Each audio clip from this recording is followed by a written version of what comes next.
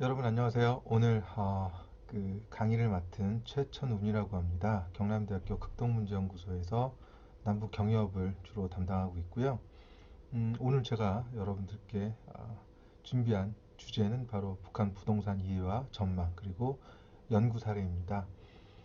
그 얼마 전 11월 달이었던 것 같아요. 그 기사가 났었는데 서울 지역에서 그 직장인이 아파트 한 채를 구입하기 위해서 걸리는 평균 소요 시간이 30년이라는 기사가 났었습니다. 물론 뭐 여러 가지 상황이나 소득에 따라서 좀 다를 수가 있겠지만 평균적으로 이제 한 가정을 이뤄서 그 이제 생활을 하기 위한 어떤 그런 최소한의 공간 그런 게 이제 30년이라는 기간이 걸린다라고 기사가 났었는데요. 비단 뭐 한국만의 얘기는 아닐 것 같습니다. 그 바로 오늘 소개해드릴 북한에서도 이 아파트의 이런 어떤 가치랄지 최근에 물론 살림집이라고 하죠. 그런 것들에 대한 얘기들이 계속 나오고 있고요. 그래서 북한이라고 하면 다양한 주제와 여러 가지 뭐 상황들이 존재할 텐데 그 중에서도 이제 부동산 시장에 대해서 좀 말씀을 드리고자 오늘 그 자료들을 준비했습니다. 오늘 간단히 제 소개와 그리고 북한의 어떤 경제와 부동산의 이해 그리고 북한의 살림집 이야기 마지막으로 부동산 분야에 대한 그 연구 사례들 주로 이제 제 연구의 결과들을 중심으로 해서 또 앞으로 더 추가적으로 우리가 생각해 볼 수 있는 또 관심을 갖고 지켜볼 수 있는 그런 주제들에 대해서도 얘기를 좀 나눠보도록 하겠습니다. 어, 간단한 저의 소개와 함께 일단 차림을 좀 달리하도록 하겠습니다. 자, 먼저 저의 소개를 좀 간단히 말씀을 드릴게요. 보통 이제 이런 특강들을 좀 많이 하면서 주로 이제 그 특강의 주 대상이 주로 이제 대학 학부생 분들, 그래서 1학년부터 4학년까지 좀 다양하신데 아무래도 이 수업, 이 강의를 들으시는 분들은 기본적으로 이제 북한에 대해서 또 많은 관심을 갖고 계신 분들이거든요.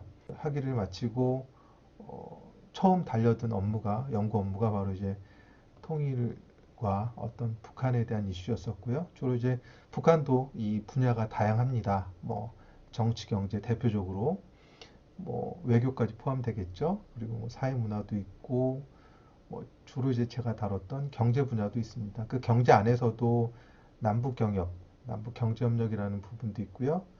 뭐 여러 가지가 있습니다. 그리고 저는 한 2년 6개월이라는 그 기간 동안 이제 주로 이제 그 북한 경제 분야를 좀 다뤄봤었고요. 2014년 9월을 끝으로 해서 저는 바로 대통령 직속의 통일준비위원회라는 곳에 가서 공무원으로서 근무를 하게 됩니다. 주로 이제 통일경제정책연구, 조사, 뭐 정책 기획 정도를 했었고요. 이 근무하면서 이제 그 얻었었던 여러 가지 성과들이 있었는데 그 중에 하나는 잠시 후에 소개해드릴 경원선 복원 사업이라고 해서 남북 간의 어떤 협력 사업으로서 이 철도길을 연결하는 그런 음, 뭐 기존에도 이제 그 국토교통부에서 갖고 있었지만 추진은 안 됐었던 그래서 그런 부분들을 좀 잘 다루어서 정책화까지 기여를 했었던 부분이 있습니다. 그리고 이제 최근에는 한국고등교육재단에서 국제학술 교류를 담당했었고요. 그리고 현재는 경남대 극동문제연구소에서 남북 경협을 주로 다루고 있습니다. 자, 아까 잠깐 소개해 드렸지만 통일준비위원회에서 제가 근무하면서 보람되게 느꼈던 성과 중에 하나가 바로 그 남북 경협 사업의 추진 성과로서 경원선 복원 사업이 있습니다. 광복 70주년이 이미 지났지만 과거에 제가 근무 당시에 이 70주년을 맞이해서 여러 사업들을 준비했었는데 그 중에 하나가 결국은 실질적인 통일 준비와 유라시아 이니셔티브라고 하는 이 거대한 어떤 그런 그 계획의 세부적인 그런 실현으로서 그 남북한 간에 그 단절되어 있었던 기존의 그 경원선 구간을 복구하는 그런 사업이었습니다. 이 구간은 결국은 전체가 한 12km 이내가 됐었는데요. 이 기존의 어떤 그 계획으로 보면 요 구간입니다. 사실은 뭐 이 플랜 A, B, C라고 해서 시나리오상 어느 동선이 가장 경제적 타당성이 있느냐 이런 부분도 계속해서 논의가 됐었던 부분이었었고요. 자, 그리고 저는 도시계획과 부동산 학에 관련된 학위 논문을 마쳤었고 그 연구자로서 이제 사회생활을 시작은 했지만 아무래도 주로 이제 아까 말씀드린 것처럼 북한 경제 통일을 다루다 보니까 이제 저의 그 전공을 좀 더 연계할 수 있는 방안들에 대한 고민을 했습니다. 그래서 주로 이제 그 제 연구 중에 이 북한과 관련된 그런 연구들은 최근까지 계속 이어오고 있고요. 여러분들께 좀 말씀드리고 싶은 것은 물론 뭐 대학 학부부터 전공은 있죠. 전공은 있지만 예를 들어서 사회과학이라는 테두리 안에서는 이게 뭐 행정학이랄지 경영학이랄지 물론 경제학이랄지 정치학이랄지 외교학이랄지 이게 각각의 내용들은 좀 다를 수 있어도 다 연관을 지을 수 있는 부분이 분명히 있다고 생각을 합니다. 그래서 물론 여러분들이 이제 주로 교육과에서 교육학에 대한 내용들을 많이 다루시겠지만 조금 더 고민을 해보면 더 넓은 드넓은 사회과학과 연계할 수 있는 부분들이 그런 이 지점들이 있다라고 생각을 합니다. 참고하시고요. 그래서 저는 주로 이제 그 연구를 할 때 이제 3교시에서도 소개해 드리겠지만 제일 먼저 이제 고민을 했었던 게 제가 맡았던 프로젝트가 통일 후 북한 지역 국유재산 관리 방안이었었거든요. 통일 후 통일이 됐다라는 어떤 전제 하에서 진행되는 그런 연구였습니다. 근데 막상 제가 겪어봤더니 통일이라는 것은 정치적인 통일이라는 것은 되게 좀 멀리 가까이 보이지가 않았었거든요. 그러면 통일 전에 현 시점에서 할 수 있는 것들이 실질적으로 어떤 것들이 있느냐에 대한 고민들을 연구자로서 하기 시작을 했었고요. 그래서 제가 처음 다뤘던 주제가 바로 통일 이전에 북한 지역 국유 부동산의 개발협력 정책 방향 연구였습니다. 그리고 이제 저는 운 좋게 주요 어떤 그 부서들을 돌면서 북한의 개성을 포함한 10개, 10여 개국의 어떤 체제 전환국들, 쉽게 얘기해서 체제가 전환이 됐다는 것인데요. 1990년대 구 소비에트 연방 공화국이 무너지면서 체제가 붕괴하면서 이를 중심으로 한 기존의 동유럽권 국가들도 기존의 어떤 공산주의 계획경제 체제에서 시장경제 체제로 그리고 또 자유민주주의 체제로 바뀌게 됩니다. 그런 일련의 과정들을 하나로 뭉쳐서 이제 트랜지션 컨트리 그 체제 전환이라고 하는데 그런 과정들을 겪으면서 뭐 굉장히 잘 사는 국가들도 있고요. 아직까지 못 사는 국가들도 있지만 그래도 대체적으로 이 기존의 공산권 국가들도 뭐 물론 중국도 될 수가 있겠죠. 적어도 그 경제 시스템 자체는 이런 시장 자본주의 체제로 전환하는 그런 과정이 있더라. 북한도 역시 예외는 아닙니다. 이제 2교시, 3교시에서 계속 다룰 그런 북한의 어떤 이 경제 그리고 부동산 분야에서도 분명히 그 시장 자율화 조치에 대한 부분들이 보이고 있습니다. 그래서 저 역시도 만약에 한국과 북한이 통일이 된다면 북한의 어떤 국가가 소유하고 있는 그런 재산들을 어떻게 사유화할 것이냐라는 어떤 사유화에 대한 정책 방향들을 모색해 보았고요. 그런 과정에서 우리가 이미 알고 있는 익숙한 자, 여러분, 그 북한 경제와 부동산의 이해입니다. 그 북한의 부동산을 이해하기 위해서 북한의 어떤 최근의 경제 구조랄지 현황들을 좀 확인해 보실 필요가 있을 것 같은데 이에 대해서 좀 말씀을 드리겠습니다.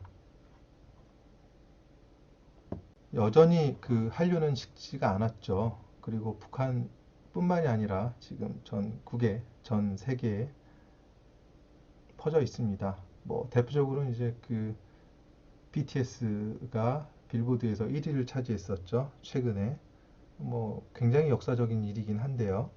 물론 뭐 여러 가지 그 전에 뭐 쌓이랄지 어느 정도 그 기본 바탕 그런 여러 가지 여건들을 깔아놓은 그런 측면도 감안할 필요는 있을 것 같습니다. 자, 아무튼 최근에 어떤 그 국내 이 영화계랄지 드라마에서 또 매년 빼놓지 않는 소재가 바로 북한 소재입니다.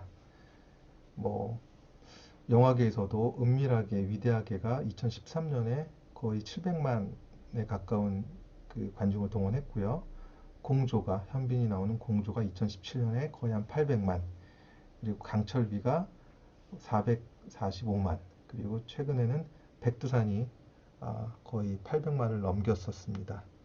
그리고 올해 초에 방영됐었던 TVN에서 방영이 됐었던 사랑의 불시착이라는 또 드라마가 있었죠. 굉장히 재밌습니다. 이 행글라이더 타고 갔는데 갑자기 기상이변으로 인해서 북한에 떨어졌습니다. 그리고 이제 현빈과 손예진이 만나서 여러 가지 로맨스를 그리는 그런 드라마이긴 한데요. 제가 주목했던 것들은 그 안에서 보여줬던 북한의 살림집, 주로 이제 아파트였죠. 아파트의 그런 모습들들, 그리고 이제 아파트뿐만이 아니라 기존의 어떤 살림집, 뭐 이 단독집이랄지 여러 가지 모습들이 보였습니다. 심지어는 이전까지 보여줬던 북한의 드라마에서 이제 한국에도 거의 한 2020년 5월 말을 기준으로 했을 때 3만 3천여 명의 북한 이탈 주민들이 있었는데요. 주로 이제 1만 명 이상, 최근에 이제 2만을 넘긴 지도 얼마 되지는 않았지만, 그러다 보니까 그들의 어떤 그 커뮤니티가 형성이 되고 또 그 안에서의 어떤 전문가 그룹들이 있습니다. 제가 드리고 싶은 말씀은 이 사랑의 불시착에서 나왔었던 방영됐었던 그런 드라마 세트장이랄지 여러 가지 이 상황들이 모습들이 북한을 최근에 어떤 북한의 모습들을 잘 묘사해 놨다라는 평가도 받았다고 합니다.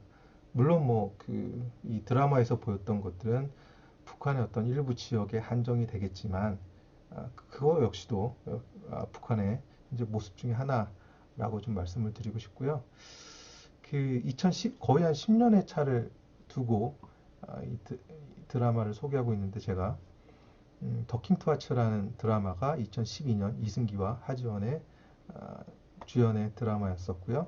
그리고 거의 한 18년이 지난 최근의 드라마인데, 여전히 북한 내에서도 한국에서 이슈가 된 드라마였다라면 북한에서도 또 같은 주제로 같은 소재로 또 다양하게 논의가 되고 있다는 것을 알 수가 있습니다. 가깝고도 먼 나라 북한이라고 했는데요.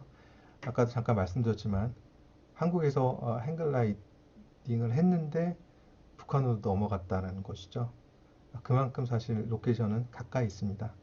그리고 이제 시간이 좀 많이 흘렀지만 2년 전에 이제 한국과 북한의 정상들이 만나서 이 경계선을 넘어가서 한국과 북한을 불과 몇 분 만에 왔다 갔다 한 그런 상황들이 있습니다. 자, 여러분, 제가 말씀드리고 싶은 것은 북한의 경제 체제는 기본적으로 이 사회주의 소유제도의 토대를 둔 계획경제 체제입니다.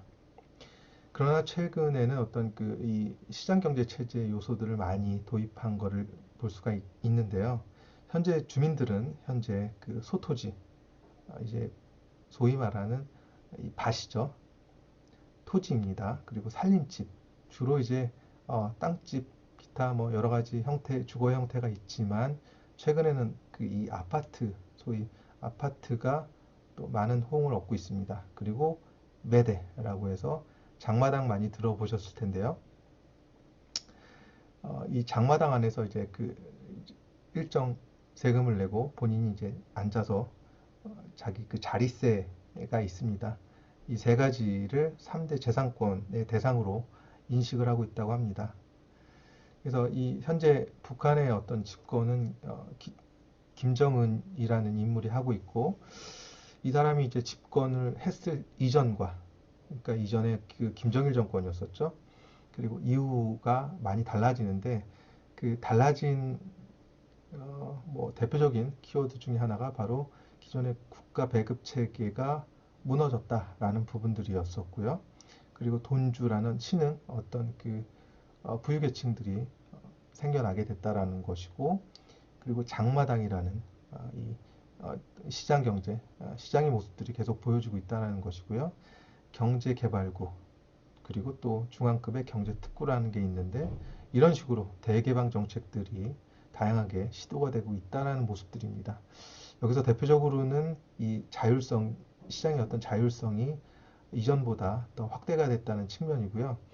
그래서 여러 가지 그 국가의 어떤 기능보다는 민간의 기능들이 훨씬 더 이전보다 더 커졌다라는 정도로 이해를 하시면 될 것 같습니다. 그래서 김정은 정권이 집권을 하기 이전에는 출신 성분에 따른 어떤 빈부 격차가 많이 발생했다고 한다라면, 집권 이후에는 이 돈주 등 신흥 부유층의 등장에 따른 빈부 격차가 또 심화가 됐다는 게 북한 사회의 하나의 특징으로 평가를 받고 있습니다.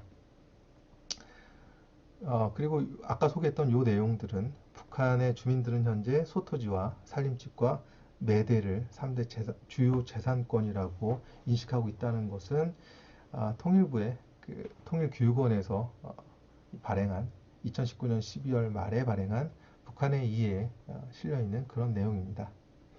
자, 그래서 오히려 오늘 다루게 될 북한의 부동산 분야에 대한 내용들은 굉장히 중요하고, 또 북한을 이해하는데 매우 또 이 중요한 포인트가 될 수도 있을 것 같습니다. 자, 그럼에도 불구하고 북한의 어떤 그 경제 전반의 상황들을 이해하는 건 굉장히 중요합니다. 한국과 단순하게 이 경제 총량들을 좀 비교해 보면, 사실 그 몇 가지 지하자원이 되겠죠. 이 석탄과, 그리고 한국은 주로 이제 도로가 중심이 돼서 이 철도, 기찻길이 이것을 보조하는 입장인데, 북한은 다릅니다. 그 반대입니다. 주철 종도라고 해서 한국과는 달리 철도 중심으로 이루어져 있습니다. 물론 뭐 좀 차이는 있겠습니다. 어, 그런 얘기들 많이 하죠. 보통 두 가지인데요. 그 이 기찻길의 그 경제성을 따질 때 기본적으로 400km 이상의 구간이 필요하다고 한다면, 그것은 경제성이 있다라고 받아들여집니다. 근데 아쉬운 거는 북한의 어떤 이 주철동 정도라는 현실이 있음에도 불구하고, 북한 내에서 이 철도가 운행하는 그 평균 속도가 보통 20에서 40km 사이라고 합니다. 이것은 쉽게 얘기해서 이 골목에서 자전거를 타고 위에서 아래로 내려오는 이 최고의 속도 정도의 수준인데요. 그만큼 좀 많이 열악합니다. 자, 그럼에도 불구하고 이 경제에 대한 지표를 한국과 단순히 비교해 보면, 북한이 좀 우월하다고 해야 되나? 좀 많은 것은, 월등히 앞서는 것은 석탄의 어떤 이 양이나, 그리고 철도의 총 연장선 정도라고 보시면 될 것 같습니다. 자, 그리고 이동전화, 보통 이제 손전화라고 하거든요. 우리는 이제 최근에 핸드폰에서, 휴대폰에서 스마트폰으로 바뀌어갔죠. 북한에도 이 스마트폰이 있습니다. 스마트폰을 이제 북한말로 터치라고 하는데, 터치 손전화 정도로 표현하면 될 것 같습니다. 자, 아무튼 장마당 앞서 소개해 드렸는데요. 대략 그 2018년에 미국의 보고서에 따르면 대략 공식적인 게 430여 개 정도가 된다고 합니다. 여기서 비공식까지 포함하면 보통 같은 비중이라고 하거든요. 단순히 곱하기 2하면 대략 한 900여 개에서 1000개 정도가 북한의 사회에 현재 존재하고 있다라고 보는 시각이 우세합니다. 북한의 국민 총소득 추이랄지, 경제 성장률이랄지, 산업 성장률의 추이는 물론 국민 총소득은 계속해서 상승하는 곡선 추세를 유지하고 있고요. 경제 성장률은 아무래도 이제 2016년 초에 국제사회, 유엔을 위시한 국제사회 그 대북 경제 제재의 영향을 받은 탓인지 좀 많이 줄었습니다. 물론 뭐 최근에 2019년, 2020년에는 이 추세가 조금 다시 반전을 V자국 곡선으로 반전을 좀 이루긴 했는데요. 현재는 북한의 상황이 이렇습니다. 자, 인구 구조의 변화에 대해서 좀 잠깐 말씀을 드리고 싶어요. 남북한의 통일을 해야 되는 어떤 이유로서 꽤 오랜 기간 동안 한민족이라는, 우리는 한민족 국가라는 이유도 있었습니다.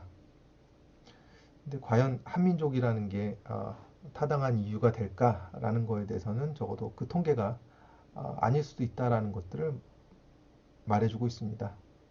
전체적으로 좀 살펴보면요. 이산 가족은 점차 감소하고 있고 상대적으로 다문화 가정은 증가하고 있다는 측면이 있고 한국 내에서 외국인의 비중이 점차 높아지고 있다는 것입니다.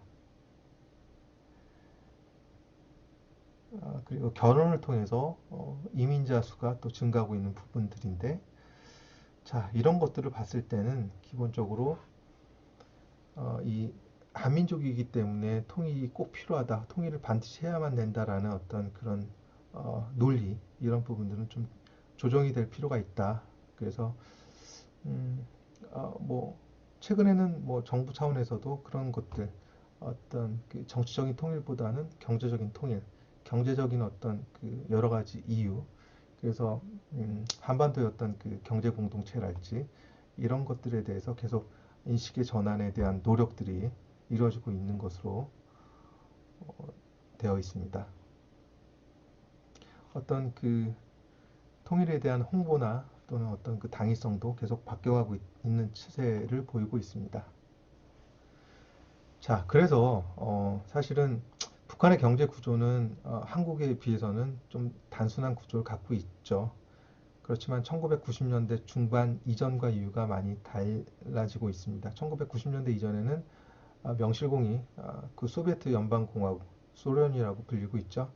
거기서 얘기하고 있는 그 이 경제 구조, 배급 경제, 계획 경제 체제에서 이루어지는 배급 경제 하역이기 때문에 상당히 좀 단순한 구조를 보이고 있습니다. 소비재 시장으로 뭉뚱그려지는데 최근에 이런 모습들은 좀 더 부문별로 나뉘어지고 있죠. 소비재 시장이랄지 생산재 시장이랄지 노동시장이랄지 금융시장이랄지 그리고 부동산 시장으로 세부 분류가 되고 있습니다. 대략 이제 5대 시장이라고 이제 나뉘게 되는데 자본주의 시장 경제에서 상품으로 거래되고 있는 생산재랄지 금융이랄지 노동력이랄지 부동산이 북한에서도 이 시장화가 진전이 됨에 따라서 상품으로 거래되고 있다는 것입니다. 그리고 북한에서 합법적으로 시장에서 거래될 수 있는 상품은 오직 소비재에 국한되며 이 생산재와 노동력, 부동산은 원칙적으로 거래는 불가능하다는 게 입장인데 현재 특히나 부동산, 아파트는 어, 오히려 불법하지만 거래가 되고 있는 것도 현실입니다. 그래서 이 보통 이제 그 소비재 시장 소비재가 계속 교환 또는 매도 매수가 이루어지고 있는 그런 장마당 시장이라는 것도 존재하지만 부동산에 대한 장마당도 장마당의 개념으로서 또 시장이 부동산 시장이라는 것, 거래 시장이라는 게 존재하고 있다라는 것도 참고하시기 바랍니다. 그리고 이제 달러라이제이션이라고 해서 북한의 어떤 그 공용화폐는 물론 북한의 원이지만 북한의 원보다는 중국의 위안화 내지는 북한의 달러가 비공식이지만 거의 공식과 같이 그들의 어떤 주 거래 수단으로서도 이용되고 있다는 것입니다. 2009년에 어떤 화폐 개혁을 시도하면서 북한 원의 가치가 더 급락을 하는 그런 상황들을 맞이하게 되거든요. 그 이후에 어떤 북한 내에서 북한 주민들이 자국 북한 원에 대한 어떤 신뢰도는 매우 매우 떨어지게 됩니다. 그래서 이러한 어떤 현상들을 이제 뭉뚱그려서 달러라이제이션이라는 표현도 하게 되는데요. 지금 그런 상황입니다. 북한의 그 장마당이 2019년 이제 말에 통일교육원에서 발표한 그런 주요 위치들인데요.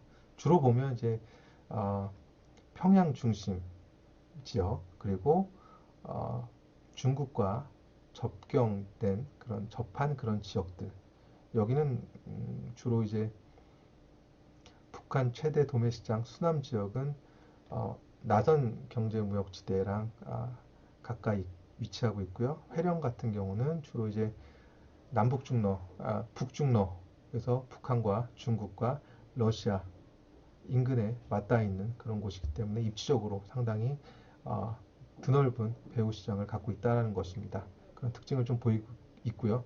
아무래도 뭔가 그 이 경제 논리에 의해서 수요와 공급이 어느 정도는 일정 수준 이상을 확보하고 있어야 된다는 측면에서 아마 이런 어떤 입지적인 특징들을 보이고 있다라고 이해하시면 될 것 같습니다. 자, 그리고 북한도 예외 없이 이 사유화가 이루어지고 있다는 것인데요. 최근에 어떤 그 신문들, 언론 매체들을 보면 북한 내에서도 아무래도 경제가 좀 어려워지는 측면이 있다 보니까 이런 부동산의 매매나 교환이나 상속들이 가능하다라는 이런 상황들을 북한 당국에서 허용하고 있는 그런 모습들이 보여지고 있습니다. 기본적인 이 헤드라인들을 보면 북한의 부동산 소유 정책 변화가 예상되고 있고 나선경제특구에서 주택 사유화 정책이 첫 시행되고 있다. 이런 내용들이 담겨 있습니다.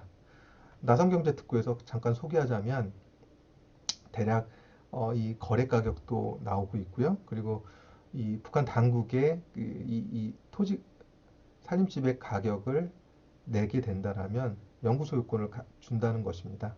그래서 일시불로 내면 일시불로 한 번에 내면 그 낸 그날부터 소유권을 이전해주고 그다음에 나눠서 내면 나눠서 내는 마지막 최종 시점에서 이 소유권을 이전해준다는 그런 얘기인데 자 그럼에도 불구하고 이 우리나라에서 얘기하고 있는 그 소유권과 그리고 사회주의권에서 얘기하고 있는 사용권의 개념은 아무래도 좀 다른 측면이 있습니다. 자, 그런데 우리나라에서 얘기하고 있는 소유권은 사실은 이 보유 기간이 따로 없잖아요. 그런데 이제 북한이나 중국에서 얘기하고 있는 동아시아권 국가에서 얘기하고 있는 사용권과 이용권에 대한 보유 기간은 정해져 있습니다. 55년부터 최대 99년까지 그런 차이가 있는데 그 기간 안에는 상속과 양도나 여러 가지가 다 가능합니다. 개념의 차이이긴 하겠지만 참고로 좀 이해하시면 될 것 같고요. 그래서 중국도 역시 토지에 대한 가격은 매겨주지 않습니다. 자, 그럼에도 불구하고 아파트는 또 북한의 살림집에 해당되는 아파트는 거래가 계속되거든요. 그리고 1990년대 초부터 자율화를 하게 됩니다. 그래서 개인 간의 거래를 이 자율화를 하고요. 그래서 중국에서는 또 이런 이 통계가 90년대 초부터 최근까지도 잘 활용이 되고 있습니다. 공식적으로 이제 국가가 관리하는 그런 통계 자료들이 여전히 계속 잘 발표가 되고 관리가 되고 있고요.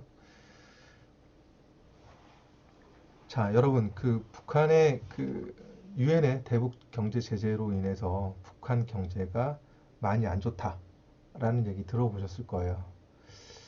정말 안 좋을까라고 해서 반대되는 지표도 있습니다. 일단 제가 말씀드리고 싶은 것은 이제 미시경제와 거시경제가 좀 다르긴 한데요. 아까 그 거시경제 지표들은 말씀드렸고, 북한의 어떤 총 생산량이랄지, 개인의 어떤 수입이랄지 이런 부분들은 그리고 수출이랄지 이런 것들은 2016년을 기점으로 해서 좀 떨어지는 하향 추세도 보이고 있습니다. 그런 면도 있지만 그러면 미시경제로 들어가서 그럼 북한 시장 내 장마당 내에서 거래되고 있는 물가에 대한 정보는 어떨까라고 비교해 봤는데요. 어, 아직까지는 좀 견고하고 그렇게 경제가 불안하다고 한다라면 물가에 대한 급등이 나타나야 되는데 주로 이제 수입에 의존하고 있는 이런 그 기름, 휘발유나 디젤유의 가격 자체가 안정을 유지하고 있고요. 그리고 이제 주로 이제 농업 국가인 북한에서 이제 쌀이 차지하는 비중, 상징은 굉장히 크거든요. 북한 쌀이나 옥수수랄지 심지어는 원달러율까지 또 우리가 생각하는 것만큼 북한의 경제가 만약에 어렵다라면 이 급등세로 이어질 텐데 그런 부분들은 이루어지지 않고 있다라는 것이죠. 그리고 북한의 근로자들의 임금 구조를 보면 대략 이 북한 돈으로 40만 원 돈에 해당이 됩니다. 어, 이 금액은 대략 그 달러로 표현하면 한 44불 정도 되거든요. 여러분 참고로 개성공단에 물론 뭐 2016년 1월에 2월에 이제 문을 닫았지만 2015년 16년에 그 평균 개성공단의 근로자의 임금은 북한 측의 임금은 대략 한 150불 정도 됐습니다. 거의 여기에 4배죠. 그리고 러시아에서 북한의 어떤 그 벌목공들이 나무 자르는 일을 하는 사람들이 한 달에 받는 급여는 대략 한 평균 1000불입니다. 자, 그러다 보니까 북한의 근로자들, 북한의 주민들에게는 엄청난 돈벌이죠. 한국인들과 개성공단에서 일을 하게 되면 거의 그들이 받는 평균 급여의 한 4배 정도, 4배 정도를 받게 되고 러시아에 나와서 일을 하게 되면 20배가 넘는 그런 뭐 엄청난 금액을 벌 수가 있고 물론 뭐 여기서 본인이 다 가져가게 되는 건 아니지만 그래서 북한 내에서도 사실은 이런 외국에서 외화벌이를 하는 것은 하나 큰 어떤 특혜 중에 하나라고 알려져 있습니다. 그리고 이제 북한의 그 빼놓을 수 없는 대경제 정책, 개방 정책 중에 하나가 이제 경제 특구라는 것이고요. 2020년 올해를 기준으로 했을 때 이제 각각 위치해 있는 곳들이 바로 이런데 주로 이제 아까도 장마당의 위치를 좀 말씀드렸는데 역시 그 경제 특구의 경우에도 이 중심부가 아니라 주로 이제 평양과 그리고 이제 해안 접경 지역 그리고 중국과의 접경 지역 그리고 러시아와의 접경 지역 중심으로 분포가 되고 있는 것들을 알 수가 있습니다. 저의 이제 2017년 연구에서 북한의 어떤 해외 파견 인력, 외화벌이를 위한 그런 인력들이 대략 뭐 정확한 이 축에는 나올 수가 없는데 20개국에서 최대 40개국에서 12만 명가량이 파견이 돼서 대략 한 230만 불, 거의 뭐 25억 넘는 그런 금액을 벌고 있는데 물론 뭐 이것은 유엔 안보리 안전보장 이사회에서의 그 결의를 통해서 2019년 12월 22일 노동자의 송환 기간으로 정해놨는데 최근에 제가 추적해본 결과 여러 가지 이유로 해서 이게 100%다 이행이 됐다라고는 나와 있지 않습니다. 그 얘기는 결국 여전히 북한의 어떤 그 어, 수입원 중에 하나로서 작동을 하고 있다는 것이고요. 자, 앞서서 제가 그 북한의 경제라는 부분들을 계속해서 말씀드렸던 이유는 어, 전반적인 어떤 그 아무래도 북한 경제에 대한 이해 없이는 부동산 이야기도 어렵고 그리고 그 경제라는 부분들이 그럼 구체적으로 떻게 우리가 체감할 수 있나라는 부분들에 대해서 아까 그 임금이라는 부분들을 말씀을 드렸는데 이 안에서 이제 부동산이라는 부분들도 무시할 수가 없습니다. 사회주의적인 그 재산권 제도의 역사를 보면 북한은 뭐 1990년대 이전까지는 확실히 정부가 주도하는 국가가 주도하는 그런 계획 경제에 맞춰서 모든 것들이 진행이 됐습니다. 이랬던 북한이 북한의 어떤 부동산을 한국적인 관점에서 말씀을 드리면 이 토지와 주택으로 나뉠 수가 있고 토지라는 것은 결국 토지를 소유할 수 있는 주체는 두 가지입니다. 국가 내지는 협동단체 소유이고요. 협동단체는 소위 말하는 사회협동농장이 얘기되는데 토지나 농기계, 배, 중소공장, 기업소 등을 소유할 수가 있습니다. 그리고 여기서 이 토지는 크게 텃밭과 부엌밭과 떼기밭으로 나뉘고 있고요. 주택이라는 것은 이제 농촌형 살림집, 소위 이제 땅집이라고 불리는 게 있고, 도시형 살림집이라고 해서 아파트 내지는 돈 많은 사람들이 갖고 있는 고급 빌라 등이 있는데 저택이 여기에 해당이 되겠죠. 이 살림집은 살림집법에 의해서 크게 이제 소유 주체가 세 가지가 있습니다. 위에서 토지의 소유 주체처럼 국가와 협동단체와 그리고 이제 국민도 소유할 수, 소위 말하는 국민이라고 하면 이제 민간의 영역인데요. 이런 식으로 좀 더 세분화가 되어 있고 이 살림집법은 비교적 최근에 제정이 된 그런 법률이죠. 2009년이었으니까요. 그렇게 해서 계속해서 개정이 되고 있습니다. 최근까지. 살림집이라는 부분, 살림집법이라는 게 따로 어, 제정이 됐다는 얘기는 그만큼 북한 사회에서 살림집이 차지하고 있는 비중과 위상이 더 높아졌다는 그런 얘기가 될 수가 있겠습니다. 아까 말씀드렸던 이 살림집은 살림집법이라는 개별법이 따로 있고요. 민법이나 헌법 그리고 뭐 토지관리법이나 여러 법률에서도 규정하고 있지만 대표적으로 민법 제59조에서는 공민이라고 불리는 개인이 소유할 수 있다라고 되어 있고 한국과 좀 다른 것은 제94조에서 이 부동산을 거래하기 위해선 살림집을 거래하기 위해선 계약서를 작성을 해야 되고 공증을 받아야만 된다라고 의무 규정으로 규정하고 있습니다. 한국에서는 사실 부동산 거래는 계약 자유 원칙에 의해서 따로 계약서를 만들지 않더라도 그 형태는 구속되지 않습니다. 다양하게 자유로운 형태로 개인과 개인 간의 거래가 가능하게 되어 있는데 이에 비해서는 북한 사회에서는 이 부동산이라는 것을 거래하기 위해선 공증을 받아야 된다. 결국은 어떻게 해서든 국가와 연결을 해서 국가의 감시를 받으라는 그런 의미로 이해할 수가 있겠습니다. 자, 이런 북한의 어떤 경제 내에서 부동산의 비중이랄지 이런 것들 좀 살펴보았습니다. 간단히. 그래서 북한의 어떤 경제 개방 가능성이라는 부분들도 좀 살펴보면 최근에 이런 것들이 좀 많이 보이고 있다라는 것이죠. 그리고 여러분 잘 아시는 북미 정상회담들도 최근까지 이어졌습니다. 3장입니다. 북한의 살림집 이야기를 이제 구체적으로 좀 해볼게요.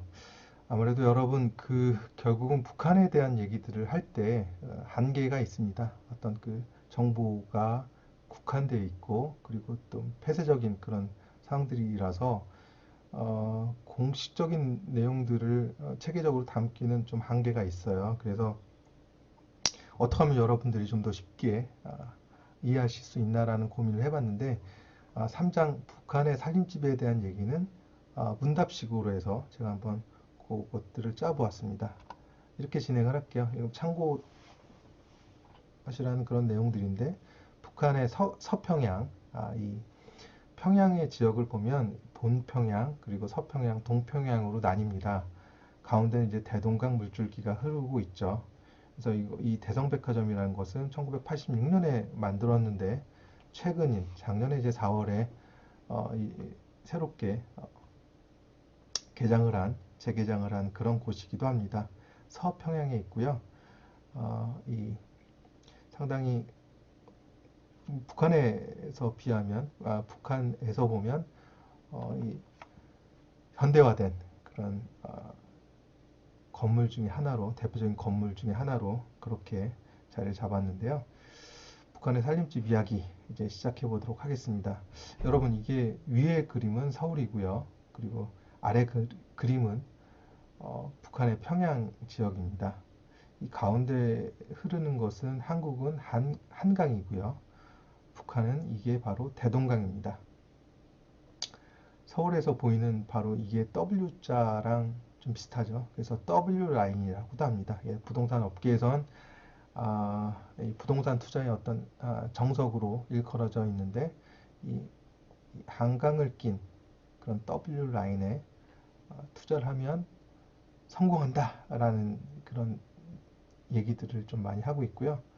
평양도 그렇게 되지 않을까라고도 한번 생각을 해봤습니다.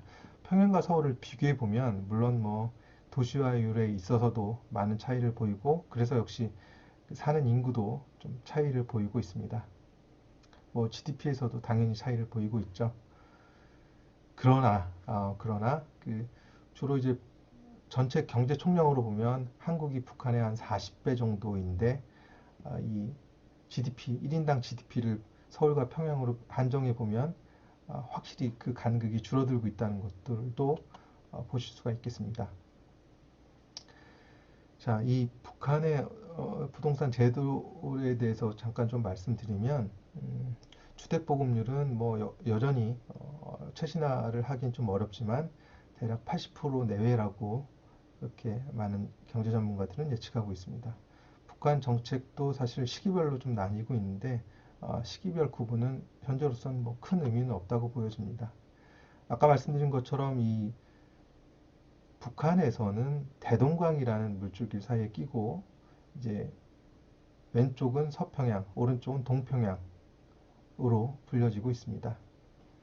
구글에서 이 구글 맵으로 위성 사진을 보면 대략 이런 모습들을 갖추고 있고요. 바로 이제 그 이 원자력 발전소가 있는 곳은 동평양입니다.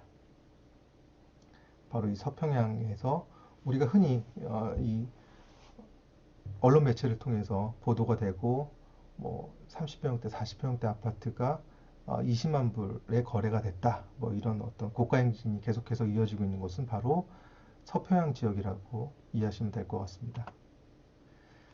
자, 그러면 평양의 아파트는 어디가 비싸냐? 당연히 아까 제가 잠깐 말씀드렸지만 여기서 보이는 서평양과 동평양 중에는 바로 이 서평양에 몰려 있습니다. 그리고 제가 이렇게 여러 가지 연구 자료들을 좀 모아봤는데요.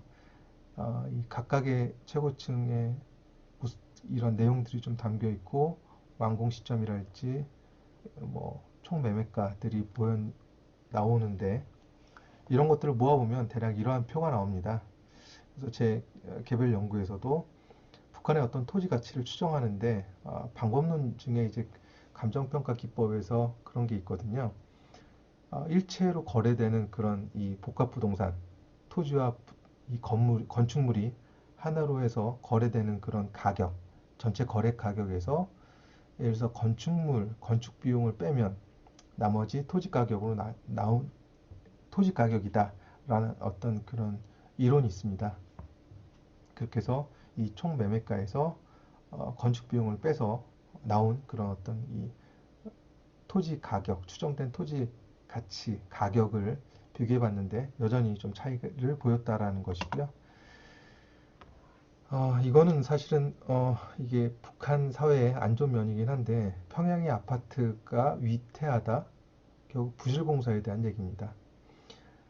전형적으로 이제 북한에서 이루어지고 있는 아파트의 공사는 이 뼈대 역할을 하고 있는 그런 골조공사에서 철근 가격이 다 책정이 돼 있는데 실제로 철근이 들어가는 경우는 거의 없다고 합니다. 다 빼먹고 장마당에서 팔고 그래서 나무나 시멘트로 이루어지고 있고 이런 과정에서 뭐 붕괴 사고도 많이 일어나고 있고 최근까지도 평양의 한복판의 아파트 건설 현장에서 아파트가 붕괴돼서 수많은 인명사고를 낸 경우도 많이 있습니다. 그리고 이제 구조 변경으로 인해서 잦은 사고도 발생하고 있다는 것이죠. 그래서 물론 남북 간의 어떤 향후의 개발 협력의 어떤 한 아이템이기도 하지만 그 전에 어떤 북한 내부에서 아파트라는 이런 이 부동산이 잘 팔고 있고 돈이 되니까요. 자, 그럼에도 불구하고 이 부실공사도 여전히 계속되고 있어서 사실은 뭐 굉장히 돈도 되지만 또 한편으로는 잘못 샀다가는 목숨까지 위태할 수 있는 굉장히 극과 극을 달리는 그런 상징이 되지 않았나. 북한 사회에서 최근에 어떤 아파트라는 살림집이라는 것은 그래서 굉장히 좀 어, 장점과 단점을 동시에 갖고 있다라는 특징을 보이고 있습니다. 자, 그러면 북한 내에서 이런 그 주택 시장은 어떻게 형성이 되었고 주택 매매가 이루어지고 있는지에 대해서 좀 말씀드리면 1980년대 전후에 그 이 베이비붐, 한국도 물론 베이비붐 세대가 불과 이제 5년, 6년 전부터 이제 은퇴를 하기 시작했죠.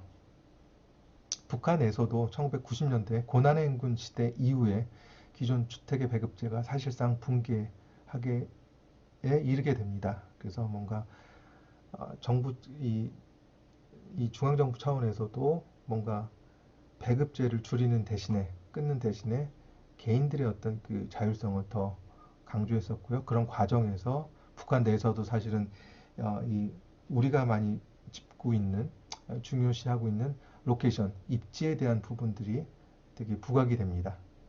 그래서 북한에서 지금 입지로 부각이 되는 몇 가지 요인들이 있는데 그 중에 하나는 이제 전력이 원활히 이루어질 것, 그리고 장마당과 가까이 있을 것, 그리고 뭐 철도와 가까이 있을 것 여러 가지들이 있는데 그렇게 해서 뭔가 그 부동산 아파트의 가격이 책정이 되고 차이를 보이고 있고요. 그리고 또 북한의 전통적인 어떤 배급제 차원에서는 이런 이 살림집에 대한 배정 순위도 이렇게 현재까지도 이어지고 있습니다. 혁명투사, 국가의 어떤 공헌을 한 자, 그리고 또 과학자들 중심으로 가고 있습니다. 북한의 이 아파트 시장은 과거의 전통적인 아파트 시장은 어떤 의미였냐면 보통 이제 사회주의 국가에서 높은 수직성과 스카이라인을 압도하는 광경을 통해서 체제 우월성, 그래서 북한에서 무슨 천리마 운동, 뭐 만리마 운동이라는 표현들을 하잖아요. 기간을 정해놓고 건설을 합니다. 이걸 통해서 체제 우월성을 전시적으로 보여줄 수 있는 인공물의 어떤 모습들이었었는데 이게 최근에는 오히려 그런 고층 건물이라는 부분들이 상징하는 것들의 어떤 체제 우월성보다는 주로 이제 황금성에 대한 부분들도 강조가 되고 있다는 측면이고요. 그래서 2000년대 최근에 보여지는 모습들은 평양에서는 적어도 집 다음에 계급 투쟁 다음에 집이 아니라 집이 먼저다. 그 집이라는 것은 주로 이제 아파트, 고층의 아파트가 해당이 되는 것이고요. 그래서 심지어는 이 최근에 이 100만 달러 이상 부를 축적한 신흥 부유층들이 등장하게 되고 30평대 아파트를 3만에서 4만 달러의 분양을 받아서 이 소위 말하는 뼈다귀 아파트, 이 인테리어가 전혀 안 돼 있는 그런 아파트를 인테리어를 한 후에 10만 달러에 되팔아서 거의 2배에서 3배의 이 시세 차익을 기대하고 얻을 수 있다라는 것입니다. 그리고 또 최근에 신설되는 아파트의 80% 정도는 민간의 영역에서 다루고 있다는 것이죠. 국가가 이제 더 이상은 과거에는 이제 100% 다뤘지만 20% 미만, 그래서 10개 공사 현장이 있다라면 적어도 8개 이상은 민간의 그 돈주들이 중심으로 돼서 이루어지고 있다는 것입니다. 자, 이거는 2017년에 요 그림은 이제 그 동대문 역사문화공원에서 도시건축 비엔날레라고 해서 평양 아파트 내부 전경을 전시했던 전시회가 있었습니다.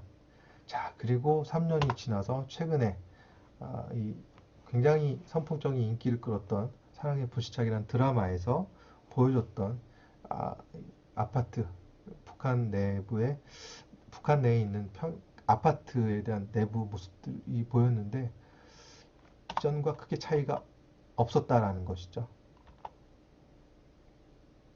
자, 그리고 아마 들어보셨겠지만 북한 경제에 대해서 관심 있는 분들 중에 이런 얘기를 좀 많이 하시더라고요. 아마 여러분들 중에도 혹시나 부모님들이 그 윗세대에서 한국으로 넘어왔고 그 북한에 그 집이 있었고 부동산이 있었다. 그래서 등기부가 있다라고 하시는 분들도 있는데 굉장히 오랫동안 이 논란이 되고 있는 그런 내용이기도 합니다.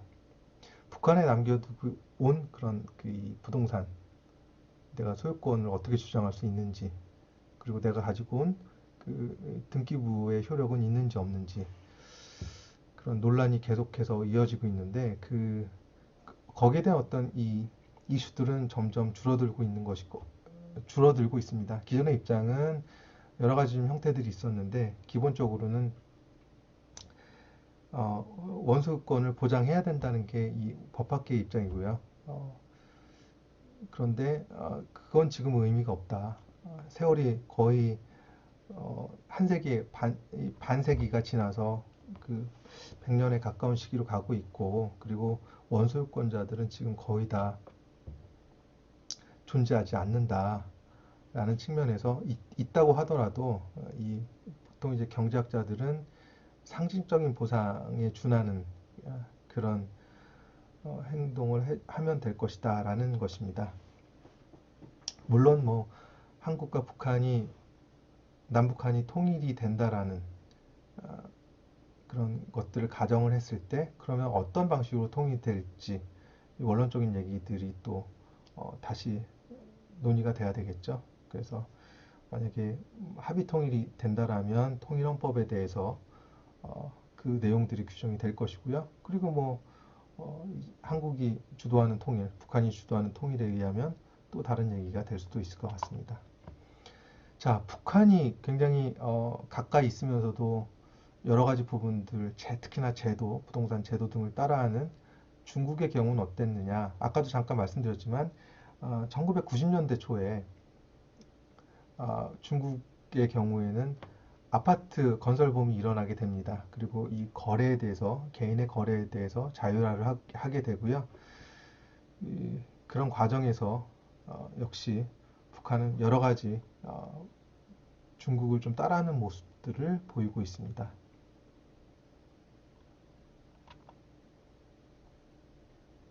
그래서 여전히 그 북한 사회에서 중국이 차지하고 있는 비중이랄지 중국이 이미 앞서 해왔던 어떤 그 경제개혁의 조치들은 여전히 북한에서도 유효하고 북한이 많은 부분들을 따라하고 있다는 것이죠.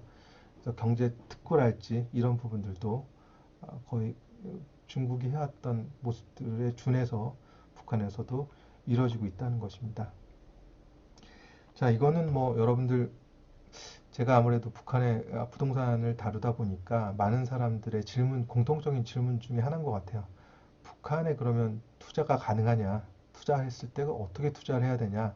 라는 것이었습니다. 보통은 이제 그 내용을 좀 다룰 때 한국의 서울을 좀 다루게 되는데 오늘은 뭐 시간 관계상 서울은 좀 생략하고요.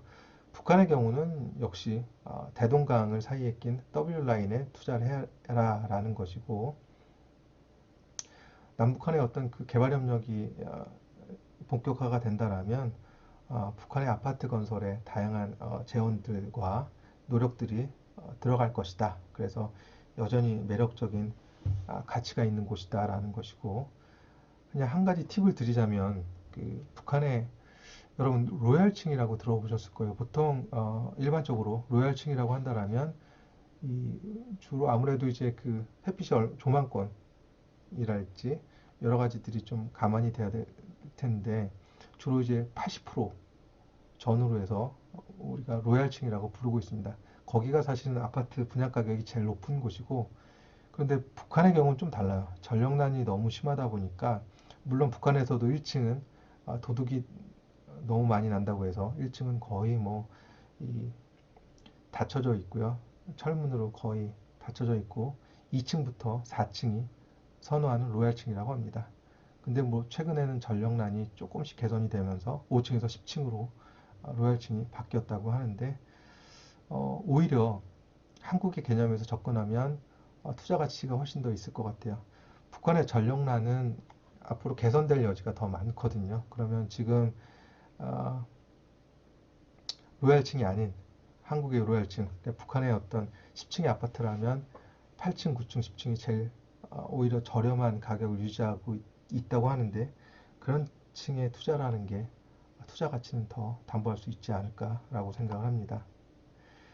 자, 뭐 시간이 좀 많이 지났는데 오늘 부동산 분야의 연구 사례를 소개하면서 마무리를 짓도록 하겠습니다. 자, 여러분 뭐 부동산 경제 분야를 연구하는 데 있어서 여러 가지 한계들이 있습니다. 그 중에 하나는 그러면 이 자료들을 어디서 얻을 수 있을까? 공식 발표된 통계와 외부 기관의 추정치로 구분하게 되는데 이미 한국에서도 한국은행을 중심으로 해서 제가 지금 소개하고 있는 다양한 곳에서 북한의 어떤 이 경제 수치 데이터들을 제공하고 있습니다. 물론 시차가 최신화가 되긴 좀 어려운 부분이 있고요. 그래서 그 간극을 맞추기에는 좀 한계는 보이고 있습니다. 그래서 이것을 좀 극복하기 위해서는 다양한 어떤 외신들의 자료들 그리고 국제기구들의 자료들을 참고할 필요는 있다는 것이고요. 그리고 국민 계정이랄지 이 경제학적인 측면에서 보면 통화금융이랄지 물가, 경기, 고용, 재정이라는 부분들은 이런 식으로 북한 관련 경제 통계들을 참고할 필요는 있을 것 같습니다. 근데 이러한 어떤 그 통계를 참고하면서 여러분들 감안해야 될 부분들은 분명히 존재하고 있습니다. 기간별 추정 방법에 따라서 GDP 규모가 상이하고 있다는 것이고 적시성이 떨어지기 때문에 북한 경제를 직접 바로 그 시점에서 바라볼 수 있느냐라는 부분들은 또 역시 고민거리이고요. 그리고 북한 경제의 어떤 통계 가용성과 신뢰성 저하로 인해서 통계 지표 자체를 불신하는 경향도 여전히 있다라는 것이고 한국은행의 북한 경제 성장률 추정 결과가 과연 이게 현실적이냐라는 부분에 대한 논의들도 여전히 논란도 지속되고 있습니다. 그리고 이제 그 거울 통계학이라고 해서 많이들 접해 보셨을 텐데 상품의 무역 통계는 북한의 어떤 직접적인 자료를 얻기보다는 북한의 주요 90% 이상의 비중을 차지하고 있는 중국의 그 무역 통계를 이용하거든요. 그래서 이런 과정에서 노스 코리아냐 사우스 코리아냐 이런 어떤 혼동의 가능성도 있어서 여러 가지 좀 오류가 발생할 확률이 있다라는 것입니다. 자, 최근에 이슈를 좀 잠깐 말씀드리면 그런데 북한의 코로나19가 터지면서 북한이 주로 해왔던 것들은 이제 방역을 철저히 해왔고 국경을 봉쇄했던 것인데 북한의 경제가 그럼 얼만큼 안 좋아졌냐라고 한다라면 제 최근에 연구에서 보면 북한의 그 주요 상징물인 쌀 가격은 오히려 최근 기간 동안 업앤다운 있지만 좀 안정세를 유지하고 있다. 이 사회가 불안했을 때는 이 물가가 급등하는 경향을 보이고 있습니다. 그런데 오히려 대북 제재 이후에는 북한 사회에서 어떤 이런 물가의 변동률은 우리가 예상했던 것만큼은 그렇게 큰 변동률을 보이지 않고 있다라는 것입니다. 오히려 그 큰 변동률을 보였던 것들은 화폐개혁 전후의 모습들을 보였다는 것이고요.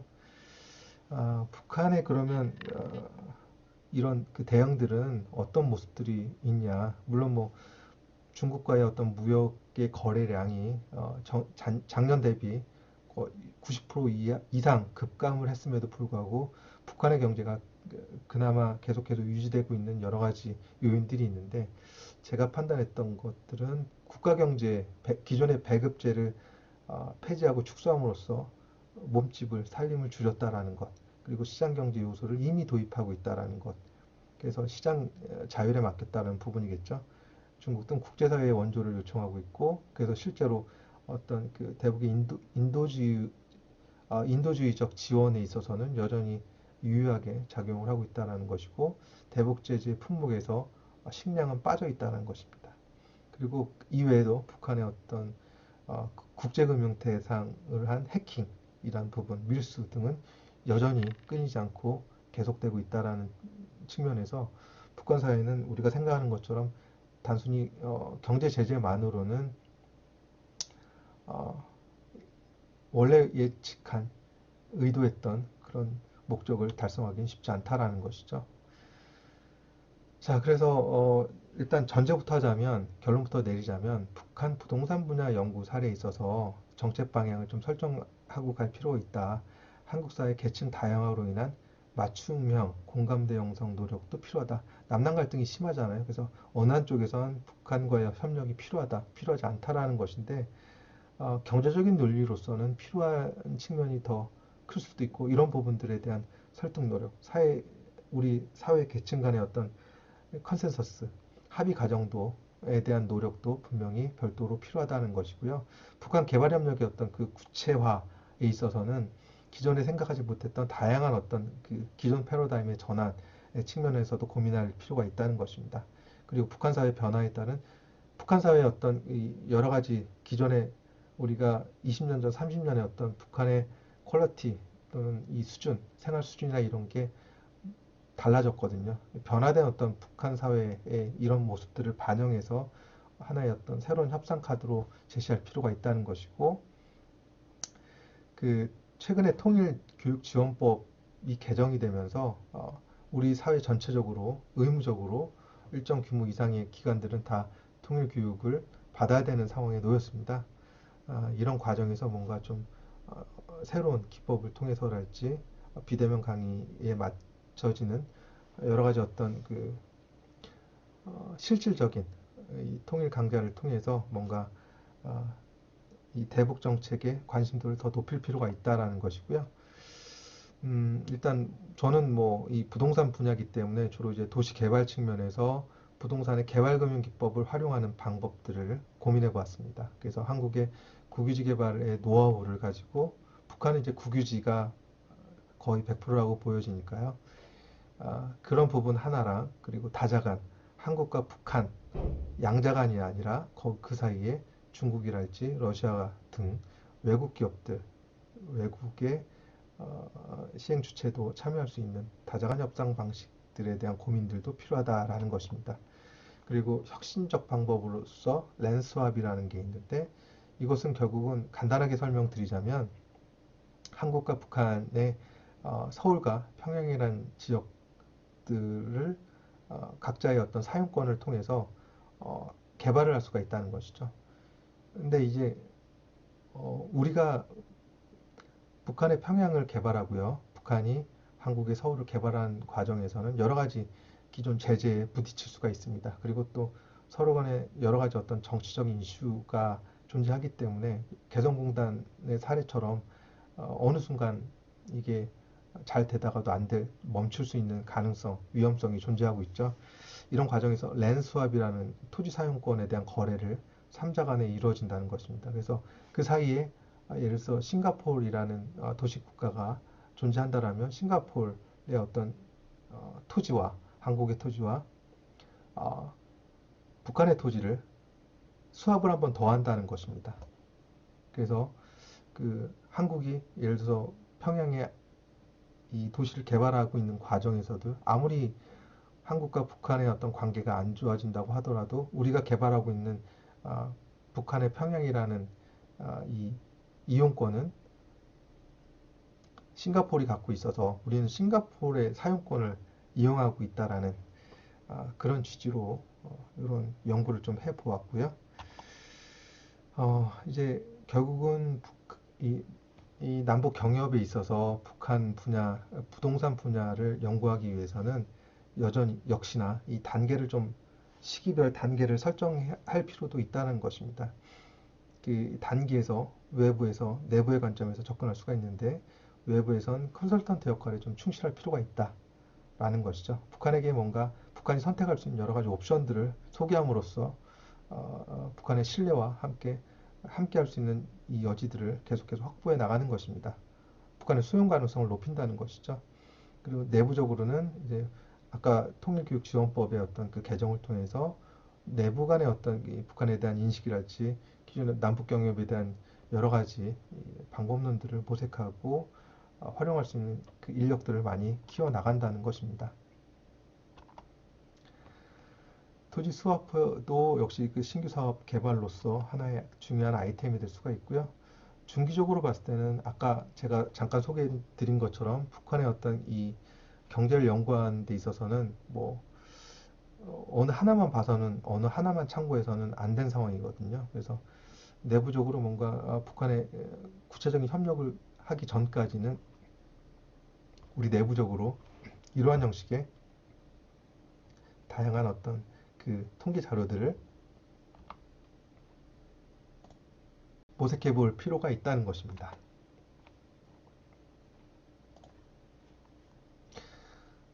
그리고 이제 주거 환경 개선의 협력도 필요한데, 아까도 말씀드린 것처럼 북한의 경우에 이제 살림집이 돈이 되니까 거래가 많이 이루어지고 있는데요. 북한의 그 특정 지역 이외, 평양과 뭐 신의주랄지 개성 이외에 일반적인 시골의 경우에는 이런 식으로 굉장히 그 주거 인권의 측면에서 봤을 때는 최저 주거에 대한 기준을 만족시키지 못한 여러 가지들이 있거든요. 이런 것들을 하나의 인도주의, 그러니까 인도 지원의 범위로서, 협력 범위로서 어, 규정하는 것도 또 주요한 아이템이 될 수가 있습니다. 소셜 믹스라는 것은 계층 분리라는 것인데요. 이 도시개발의 과정에서 계속해서 기존의 그 젠트리피케이션이라고 해서 이 계층 분리 현상들이 나타나고 있습니다. 한국에서도 뭐 굉장히 오랜 핫한 이슈긴 한데 북한에서도 이런 부분들이 최근에 벌어지고 있다고 합니다. 그래서 남북 간의 어떤 이 부동산 개발 분야의 협력이 있어서 이 소셜 믹스에 대해서는 어떻게 풀어갈 것인가에 대한 고민들, 연구 과제들도 굉장히 중요한 이슈가 될 것 같고요. 장기에 있어서는 이 국제사회를 대상으로 한 다자경협, 그리고 국제금융기구의 지원을 통한 북한 사회 개발, 그리고 이제 전 정부나 현 정부에서 한반도 국토개발 마스터 플랜을 통해서 한반도의 신경제 구상 공동체를 만들자라고 한 부분들에 대해서도 모색할 수가 있다라는 것입니다.